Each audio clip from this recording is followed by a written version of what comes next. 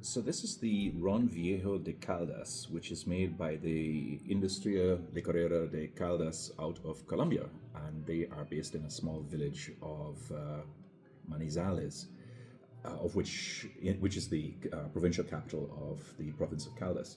But here's the thing: I actually have reviewed a rum from this company before. It was a long time ago, about 14 years ago, when I had the 8-year-old underproofed 35% Ron Viejo de Caldas, and I scored that as a kind of like a 7 to 7 points. And even then, I thought that might be just a bit too generous because 35% you're not getting very much out of it.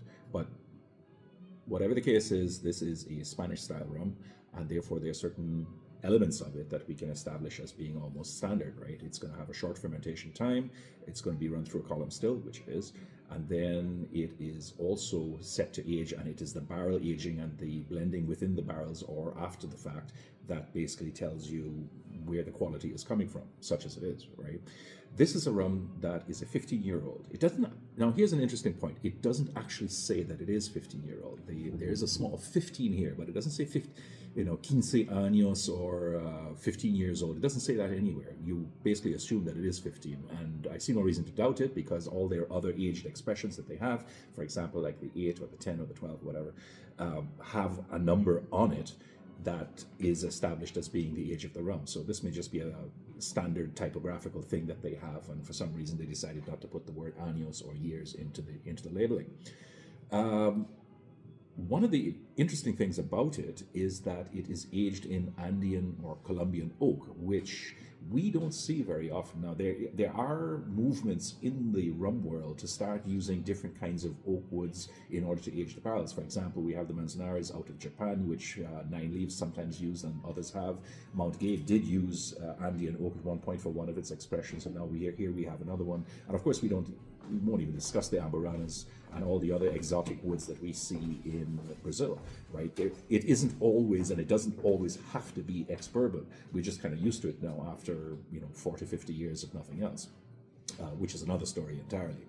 But back to this rum. So the company, there's some confusion about the dates, and when I did my research on this thing originally, I said that Industria Licorera de Caldas was founded in 1926, but the bottle says that they've been distilling since 1928. And then my research suggests that the distillery itself, the company was one thing, but the distillery itself was established in 1959. And then when I did some online research just before I posted this article, I was seeing that Industria Licorera was founded in 1905, or that stuff was being done in 1943. I mean, it's a bit of a dog's breakfast, and the website is really no help here, right? I think for the moment, let's just take the bottle on faith and say that they have been distilling since 1928, and everything else is subservient to that one date and that one fact. There's just nothing else we can say, right? Short of a more in-depth examination into the company, which will have to wait until I do the written review, right? I'm doing this video just to do the tasting. Tasting notes then: 40% rum, South American or Latin Cuban style rum, and which is no surprise because apparently it was founded by a Cuban immigrant into Colombia. So there you go. I guess he took his distilling chops with him. At 40%, you're not going to get much. But the truth is that you can if you simply pay some attention. Not everybody likes the cask strength monsters. There's a lot of people who like a softer Spanish style of rum, 40% being kind of like a global standard. So what you're getting essentially is some milk chocolate, a little bit of coffee grounds, toffee, blancmange, caramel, a little bit of coconut shavings, some honey, a little bit of salt, and there's a bit of bitterness at the back end of it, which I suspect is coming from the cask. I mean, after 15 years, can you expect anything else? Probably not. That's where it comes from. It all melds into a very inoffensive whole, and when you taste it, it very much is the same sort of thing. Yeah. It's easy sipping. You don't taste any real sweet here. It's nice enough for government work, right? You get the same blancmange and toffee and caramel and coconut shavings and so on in there, and then what you're looking for, aside from those base notes, is something that elevates it a bit, or distinguishes it a little bit beyond that. And here you do get a little bit of bitterness from the oak. There's a little bit of mauby bark, which we used to make in the Caribbean into sort of like a drink. And I guess you could say it's even Copadillo if you really want to go fancy on that, but don't go there, right? A little bit of fruit, not a whole lot, not a whole lot of citrus either. So essentially, my thoughts on the matter is that this thing can't rate more than 80 points. It's nice, easy sipping. It's what I would call a hot weather drink. When you're out there in the open and you just want a sipping drink that isn't going to blather you into next week, this is probably one of those Spanish style rums that you're going to have no problems with whatsoever.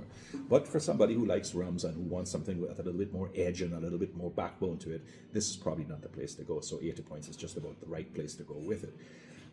To be honest with you, when you really get down to it,